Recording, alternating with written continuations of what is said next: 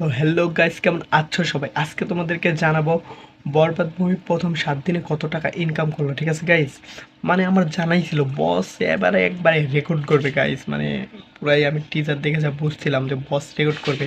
তো গাইস, বসের রেকর্ড বস ছাড়া ভাঙতে পারে না। ঠিক আছে, বসের রেকর্ড বস নিজেই ভাঙতেছে। তো গাইস, প্রথম 7 দিনে বরবাদ মুভিটি ইনকাম করেছে 26 কোটি 76 লাখ টাকা গাইস।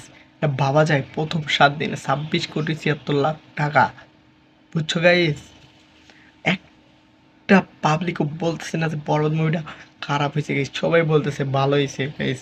মানে কিছু কিছু আছে না নিঃশ্বাসের ফ্যান, ওগুলা হচ্ছে বাজে। দেখো একটা ইউটিউবার আছে, মানে বসকে নিয়ে পচায়, বুঝছো?